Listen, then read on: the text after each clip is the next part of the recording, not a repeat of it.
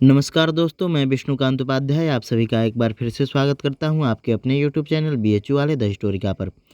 दोस्तों, CUET PG BHU का result जारी कर दिया गया है और रिजल्ट जारी होने के साथ साथ तमाम प्रकार के समस्याएं आप लोगों के सामने आनी शुरू हो गई हैं।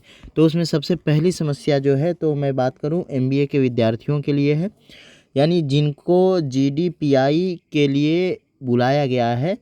तो उनके कॉल लेटर पे जो डेट है वो 10 तारीख का डेट दिया गया है, किसी पे 9 तारीख का डेट है। लगभग 9 और 10 तारीख का डेट है और ये जो समय है 10 बजे से बुलाया गया है। इन्होंने अलग अलग कोर्स के लिए अप्लाई किया है। तो इनके मन में चल रहा है कि एक साथ हम कैसे इतने सारे कोर्स में इंटरव्यू दे पाएंगे। तो देखिए, अगर आपका अलग अलग एडमिट कार्ड नहीं आया है, कॉल लेटर नहीं आया है आपको अलग अलग, तो आप जाएं, वहाँ पे वो चीज़ क्लियर हो पाएगी कि आप कैसे कर पाएंगे। इसके साथ एमएफए, एमपीए और बीपीएड के लिए जो फिजिकल टेस्ट का एडमिट कार्ड है वो भी जारी कर दिया गया है। तो आप लोगों के लिए सबसे पहली तो ये दो नई सूचना है और इस नई सूचना के साथ साथ अब आप लोगों के कुछ प्रश्न भी हैं और मैं उसका उत्तर देने की कोशिश करूंगा। सबसे पहला प्रश्न है कि वेरिफिकेशन नहीं हो रहा है, मेरा वेरिफिकेशन रुका हुआ है। तो देखिए, वेरिफिकेशन होगा। हमारे यहाँ एक बच्चा ऐसा भी है जिनका कि 127 मार्क्स हैं, उनका भी वेरिफिकेशन हो चुका है। एमए हिस्ट्री की मैं बात करूं तो वेरिफिकेशन उनका कंप्लीट हो चुका है, जबकि वो बीएचयू के कोटा से भी नहीं है, यानी कि बीएचयू कोटा का लाभ उनको नहीं मिल रहा है। इसके बाद और भी बहुत सारे बच्चे हैं ऐसे। मुझे अभी कुछ और बच्चों ने मैसेज किया कि सर मेरा वेरिफिकेशन हो रहा है, यानी कि वेरिफिकेशन का काम शुरू है, बच्चों का वेरिफिकेशन हो रहा है। तो अब किस तरीके से ये लोग वेरिफिकेशन कर रहे हैं ये चीज़ किसी को समझ में नहीं आ रहा है, क्योंकि अभी तक पॉलिटिकल साइंस का वेरिफिकेशन नहीं हुआ, हिंदी वगैरह का वेरिफिकेशन अभी भी नहीं हुआ है। तो वेरिफिकेशन को लेकर आप पोर्टल चेक करते रहें। वेरिफिकेशन में थोड़ा टाइम लगेगा, हो सकता है कि ये पहले जितने लोगों को एडमिशन दे उतने का ही वेरिफिकेशन करे। तो अब कुछ भी हो सकता है, ये सारी चीज़ें अंदर की बात है और ये लोग शेयर भी नहीं करते हैं। तो चलिए अब हम लोग आगे की बात करते हैं। अब अगला बात है कि बहुत सारे लोगों का वेरिफिकेशन हो रहा है और यानी कि वहाँ पे कंप्लीट दिख रहा है, वेरिफिकेशन जो हो रहा है इनका वो कंप्लीट दिख रहा है, लेकिन फिर कभी कभी वो अपने आप वहाँ से गायब हो जा रहा है, फिर वहाँ ब्लैंक ब्लैंक दिखने लग जा रहा है। यानी कि वेरिफिकेशन एक बार सही दिख रहा है, कंप्लीट दिख रहा है, यानी कि जो वेरिफिकेशन है ये जो वेरिफिकेशन है इनका यहाँ कंप्लीट दिखाई दे रहा है, लेकिन वो फिर अचानक से गायब हो जा रहा है। तो देखिए, ये टेक्निकल इशू है। आप पोर्टल को चेक करते रहें। अगर ज़्यादा देर तक गायब रहता है तो आप बीएचयू को मेल करें। मेल आईडी बीएचयू के पोर्टल पे ही सबसे ऊपर में उपलब्ध है। इसके बाद कुछ लोगों का रिजल्ट भी पब्लिश शो हो रहा है, लेकिन कोर्स एलोकेशन में जब वो जा रहे हैं, कोर्स एलोकेशन में जब वो लोग जा रहे हैं तो उनके साथ क्या हो रहा है कि वहाँ पर यानी कि कोर्स एलोकेशन में जाने के बाद जो पेमेंट के लिए आ रहा है, पेमेंट के लिए जो ऑप्शन है वो नहीं दिख रहा है और वहाँ पे वेटिंग लिस्ट दिखाई दे रहा है, यानी कि वहाँ पे वेटिंग लिस्ट शो होने लग जा रहा है। तो आप लोग उसको लेकर भी काफ़ी ज़्यादा परेशान हो रहे हैं। देख सकते हैं इनका रिजल्ट पब्लिश हो चुका है।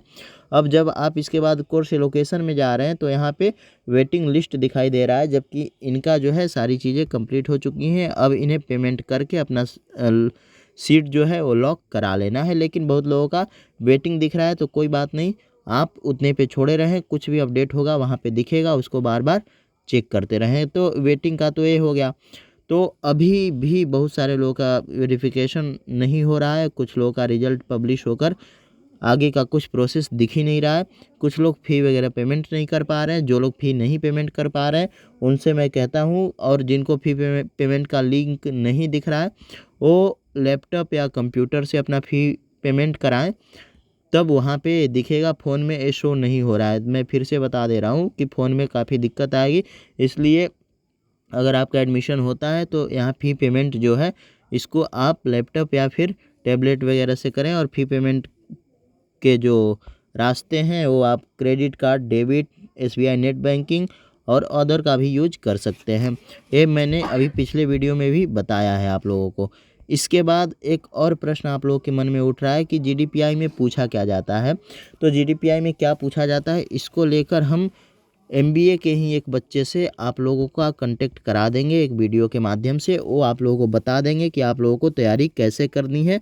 वीडियो हो सकता है कि सुबह तक आप लोगों को उपलब्ध हो जाए चैनल पे, तो आप लोग देख लीजिएगा उसको।